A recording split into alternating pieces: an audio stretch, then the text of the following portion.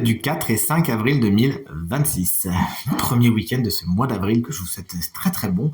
Bienvenue pour le tirage à 5 cartes. Connectez-vous à votre intuition et faites votre choix entre une à deux de ces 5 cartes afin de découvrir quelles seront les énergies principales de votre week-end. Mettez cette vidéo sur pause si vous avez besoin de plus de temps pour faire votre choix et dites-moi bien dans quelle carte vous avez choisi. Alors moi je ne vais pas être original.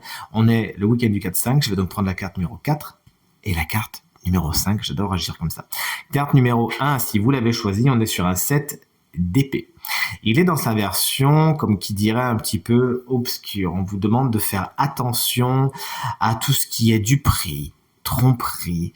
Il y a des choses qui se passeront pas exactement comme vous le voudriez, mais la carte étant inversée, il y a fort à parier que vous arriviez à tirer votre épingle du jeu et à éviter le pire. Donc là, si vous êtes vigilant, vraiment, vous arriverez dans cette version de la carte où on n'a pas réussi à prendre ce qui était à vous et où ça vieillit un petit peu, certes, mais au moins, ça reste chez vous. On vous invite également, vous-même, ce week-end, à bien rester dans les clous et à bien suivre la règle. Carte numéro 2, si vous l'avez choisi, on est sur le valet. Pas du tout, on est sur l'As de denier, il est dans sa version superbement lumineuse. Il y a tout simplement une très bonne opportunité ce week-end. Vraiment, là, il faudra la choper au vol, ça va vraiment être positif pour vous. Il y a comme une graine qui peut donner quelque chose de chouette. Il peut y avoir également ce week-end de bonnes nouvelles au niveau du matériel et surtout du financier.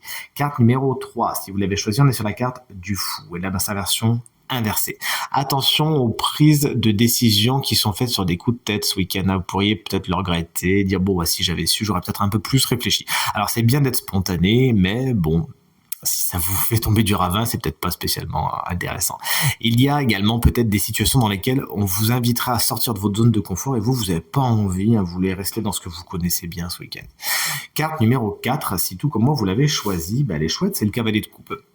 Il peut y avoir de la romance dans l'air ce week-end. Il peut y avoir des sorties, des invitations, des déclarations, pourquoi pas.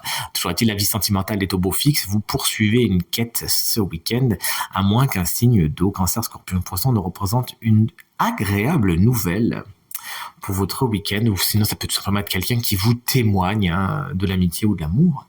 Et la carte numéro 5, si vous l'avez choisie, on est sur la carte de la justice. Elle est inversée. Il y a des déséquilibres à prévoir ce week-end. Attention à ce que vous faites. Attention aux excès avec cette carte également. Ne déséquilibrez pas une semaine qui était chouette. Il peut y avoir également des décisions qui sont prises mais de façon partiale. Vous manquez peut-être de rigueur et d'objectivité. Faites attention à cela. À moins que ce soit tout simplement des nouvelles un peu perturbantes au niveau de contrats ou au niveau de documents administratifs. Je vous souhaite un merveilleux week-end et je vous dis à très vite pour le tirage de la semaine. Salut!